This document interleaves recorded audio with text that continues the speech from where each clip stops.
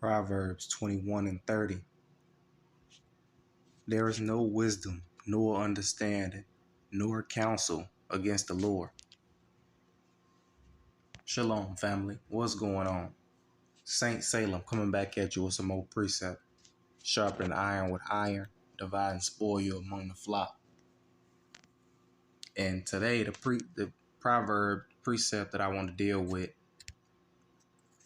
the proverb of the day, I'm going into Proverbs 21 and 30. There is no wisdom, nor understanding, nor counsel with the Lord. Right? In the ancient world, you had your sorcerers, you had your Egyptian, enchantments, so to speak. You had your magicians. You had the false prophets. You had your false prophets of Baal and all this and that. It's the same thing in the modern world. You got your Harvard graduates that think they know some stuff. You got your archaeologists, your scientists from Germany. Listen, that wisdom does not compare to the wisdom of the Lord. That wisdom is not even wisdom when it comes to the laws and the mysteries of God, right? So we're gonna get it, man. When a proverb say something, it's not making it up. We gonna get other accounts of when someone tries to build counsel against the Lord or have a different understanding of the laws and the customs of the ancient Israelites, So let's get to it. Okay, so now I'm in the Torah, right? I'm in Exodus, the 7th chapter, and we're gonna see the counsel of the Egyptians and the knowledge of the Pharaoh. Right? This is Exodus 7:11. Then Pharaoh also called the wise men and the sorcerers. Now the magicians of Egypt, they also did in like manner with their enchantments. For they cast down every man his rod, and they became serpents, but Aaron's rod swallowed up their rod. See, now this is a prime example, man, of the proverb that was spoken. That said, there's no counsel or knowledge or wisdom against the Lord, man.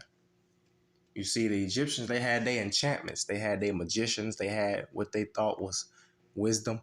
They thought they was going to come against the Lord, But Aaron's rod swallowed up their rod, Aaron already, through the power of the Lord, was able to turn his rod into a serpent.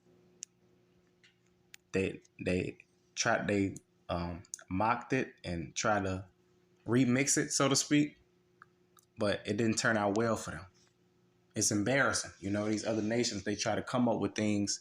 That's why the Psalms say, why do the heathen rage and the people imagine a vain thing? They think they can do what we do. They think they can be as special as us. And they marvel at our God and wonder why the nation of Israel can do these things, right? And the nation of Israel is still more popular and better looking and still more powerful. That's through the knowledge and the wisdom of the Lord, right? Just given to these people.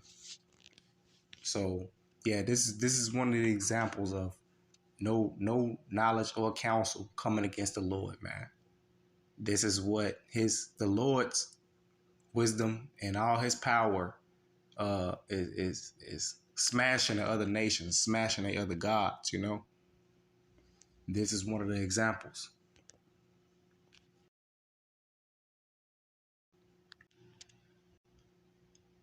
Right, so now I'm in 1 Kings, the 18th chapter. And this is about the prophet Elijah from the northern kingdom. Right, it says, 1 Kings 18 and 19. Now therefore send and gather to me all Israel unto Mount Carmel, and the prophets of Baal 450, and the prophets of the groves 400, which eat at Jezebel's table. So Ahab sent unto all the children of Israel and gathered the prophets together unto Mount Carmel. And Elijah came unto all the people and said, how long halt ye between two opinions? If the Lord be God, follow him. But if Baal, then follow him. So Elijah, he he was rebuking the people, or he was actually making them choose. Like, listen, y'all gonna be over here or over there. There's no in between. You can't drink of the cup of the Lord and the cup of devils. He said, and the people answered him not a word. See, they was confounded at the time. They didn't really know. They wanted to get down with this Baal thing, but they understood that, if I lead as God, it's not good for me. Verse 22, then said Elijah unto the people, I only remain a prophet of the Lord, but Baal's prophets are 450 men. So he's saying, it's all y'all against me. Let them therefore give us 2 bullocks for themselves, and cut it in pieces, and lay it on wood, and put no fire under. And I will dress the other bullock, and lay it on wood, and put no fire under. And call ye on the name of your gods, and I will call on the name of the Lord. Right? So it's basically a competition. We're gonna both put a bullock on the altar. I'm gonna call upon my God and see if he gonna burn the sacrifice. You call upon your God and see if he's gonna do it. It says, and the God that answered by fire, let him be God. And all the people answered and said, it is well spoken. Right? So now let's go to verse 38. Or better yet, let's see.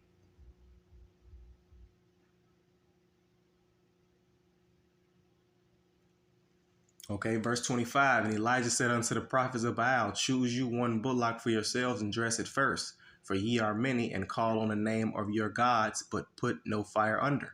And they took the bullock which was given them, and they dressed it and called on the name of Baal from morning even unto noon, saying, O Baal, hear us. But there was no voice, nor any that answered, and they leaped upon the altar which was made. And it came to pass at noon, and Elijah mocked them and said, cry aloud, for he is a God. Either is he talking, or he is pursuing, or he is on a journey. He is in a journey, or peradventure he sleepeth and must be awake. So Elijah was mocking the prophets of Baal, telling them, maybe you need to talk louder because your God can't hear you. Or maybe he on vacation. Maybe he taking a vacation for a minute, He basically get under their skin like, you need to try harder because y'all doing all this chanting and shit and there ain't nothing happening, He said maybe he sleep or maybe he on vacation, Verse 28, and they cried aloud and cut themselves after their manner with knives and lancets till the blood gushed out upon them. And there's many different scriptures to back up this verse, particularly in Deuteronomy, the 14th chapter, when it's telling the Israelites, do not cut yourself, right? Don't cut yourself. Don't cut your flesh. Don't make any cuttings in your flesh, right? Because that was a ritual of the prophets of Baal. They would cut themselves in commemoration of their God, They was into self-mutilation. So this is what they trying to double it up. They trying to speed up the process and make their God answer them by mutilating themselves. Right? Verse 29, and it came to pass when midday was past, and they prophesied unto the time of the offering of the evening sacrifice, that there was neither voice nor any to answer, nor any that regarded. So we see that, the counsel that they tried to come with, the knowledge that they wanted to come with, it was for naught, right? It was vanity. So now you brothers can read this account on your own, but we're going to go to the point, right? We're going to go to the point that no counsel can stand before the Lord, right? So this is 1 Kings 18:38. Then the fire of the Lord fell and consumed the burnt sacrifice and the wood and the stones and the dust and licked up the water that was in the trench. So the fire of the Lord came down, this is Yahweh, and burnt everything up, not just the sacrifice, the altar itself, right? Even the water that was in the trench. And when all the people saw it, they fell on their faces and they said, the Lord, meaning Yahweh, the Lord, he is the God. The Lord, he is the God. And Elijah said unto them, take the prophets of Baal, let not one of them escape. And they took them, and Elijah brought them down to the brook of Kishon and slew them there. You see, so not only were they embarrassed by believing a false god and not only was it was an embarrassing moment, but they was also put to death, right? And that's in the law. You have to put them to death for trying to teach and preach this other God, man. So that there's no knowledge or counsel against the Lord. That's the point of this. So Elijah embarrassed them, had them put to death, and all in all, it's the work of the Lord God Yahweh, man, the God of Jacob.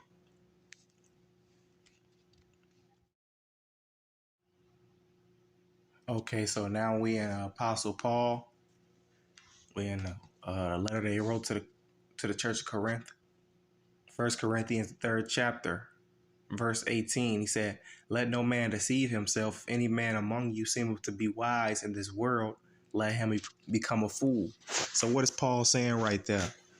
He basically saying, look, you gotta forget everything that you learned already. Basically, this is another way of saying you gotta be born again. He's saying, let that man become a fool so that he become wise. Meaning what? You have to erase all of that, all the worldly stuff, so that you can come into the knowledge of the Lord and be a man of God, right? Let no man deceive himself. If any man among you seemeth to be wise in this world, let him become a fool that he may be wise. Verse 19, for the wisdom of this world is foolishness with God. The wisdom of this world, you're a PhD scholar, all these science. Look, that's cool and all, but that wisdom is foolishness with God, man. The real wisdom is the laws and the commandments, the faith in his only begotten son. That's real wisdom. That passing it down to the next generation, the laws, right? The Torah, the prophets. That's real wisdom, man. Not I'm an archaeologist and I do all this stuff. That's for good looks and worldly you want worldly accolades. It say, for it is written, he taketh the wise in their own craftiness. So what does he get that from when he say it is written, he taketh the wise in their own craftiness? Right. So Paul made a statement when he said it is written that God will take the wise of this world, meaning the wise men of this world, and take them in their own craftiness, meaning they can turn it around and use it on them. God is nothing that the Lord has going on that he doesn't know is going on. So the people who wise think they got some evil planning is for naught. Right. So this is Job, the 5th chapter and the 10th verse. Who giveth rain upon the earth and sendeth waters upon the fields, to set up on high those that be low, that those which mourn may be exalted to safety. Right? Talking about the works of the Lord and how he could change things around. It says, verse 12, he disappointeth the devices of the crafty, so that their hands cannot perform their enterprise. So the Lord will disappoint the devices of the crafty. Kind of like when Nimrod and the people of building the Tower of Babel, right? That they had crafty intentions. They had really evil intentions. That we may build up a tower and go up to God and exalt themselves, right? But the Lord disappointed that. He tore that down. You see, this is what Job and Paul are both referring to. He disappointeth the devices of the crafty, so that their hands cannot perform their enterprise. He has stopped that. The Lord blocking shots. You see, the Lord is an all-time blocking leader. The Lord was the defensive player of the year for an infinite amount of times, man.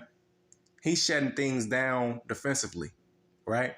Verse 13, he taketh the wise in their own craftiness, and the counsel of the froward is carried headlong. Right, so that's the quote that Paul was getting to. He take up the wise in their own craftiness. Man, look, somebody might think they got some evil planning going on, and the Lord use it against them, right? You trying to build a tower and fall upon you. You trying to be a pimp and your hoes kill you. You know, you trying to do something evil and it backfire on you. He take the wise in their own craftiness. You know, you trying to build a trap and you fall in the trap. So this is all agreeing with the proverb, man. No wisdom nor counsel against the Lord. Right, so I got another one in Job. I got one in Job 12. Job 12 and 10. It says, in whose hand is the soul of every living thing, and the breath of all mankind? Doeth not the ear try words, and the mouth taste his meat? With the ancient is wisdom, and in length of days understanding. With him is wisdom and strength. He hath counsel and understanding. Once again, that's the two words, counsel and understanding, together. Right? With the Lord is strength. He have counsel and understanding. It says, behold, he breaketh down, and it cannot be built again. He sheddeth up a man, and there can be no opening. Behold, he withholdeth the waters, and they dry up. Also, he sendeth them out, and they overturn the earth. Right? So he can have a drought, have the rain never come, and the Lord can also have the earth flood. With him is strength and wisdom. The deceived and the deceiver are his, right? So people getting deceived, it was of the Lord. People deceiving people, that was of the Lord. He leadeth counselors and spoiled, and maketh the judges fools. Once again, confounding your highest member of the councils, right? Confounding your highest member of the board. Make up the judges fool. This wisdom, the wisdom of this world, and all the corporations and you go into your law and your democracies. The Lord confound all of that, man. We see that when Yahweh Shai come and they thought they had something going on in the temple, and he had the real wisdom of the Lord. He was confounded him as a young boy. You see? Yeah. So he said, he leadeth counselors away spoiled, and make up the judges fool. Even the judges don't even know what they're talking about. The wisdom of the Lord is it's too high for fools, man. All right, so let's get some more.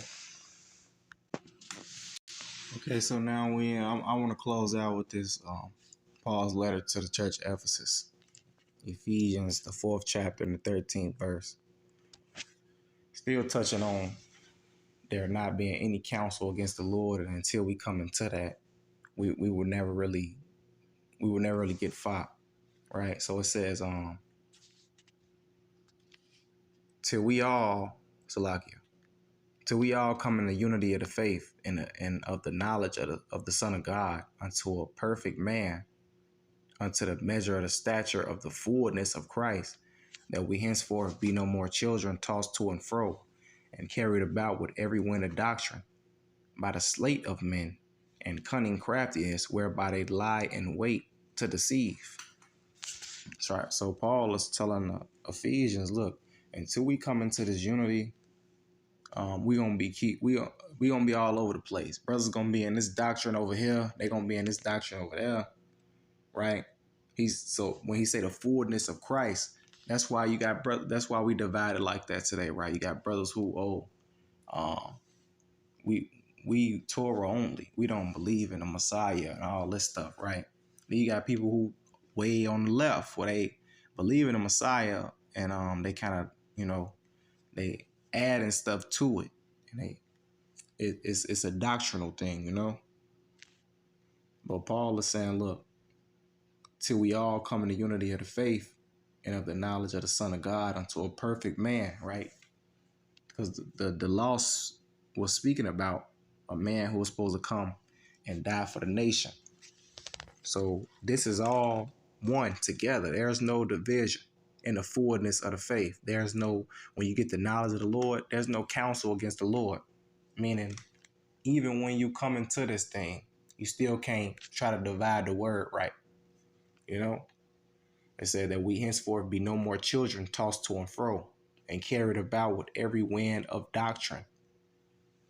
Right? So brothers is all over the place. By the sleight of men and cunning craftiness, whereby they lie in wait to deceive, but speaking the truth in love may grow up into him in all things, which is the head, even Christ. Right? So I wanted to get that to show, there's no counsel or knowledge against the Lord, man. And until we come into the full knowledge of the Lord, until we come into the full counsel of the Lord, I mean, we're going against it. So with that, I'm going to yield. I give all glory and praise to the Most High God, Yahweh, Ba'ashem, Yahushua, Barakatah, Shalom.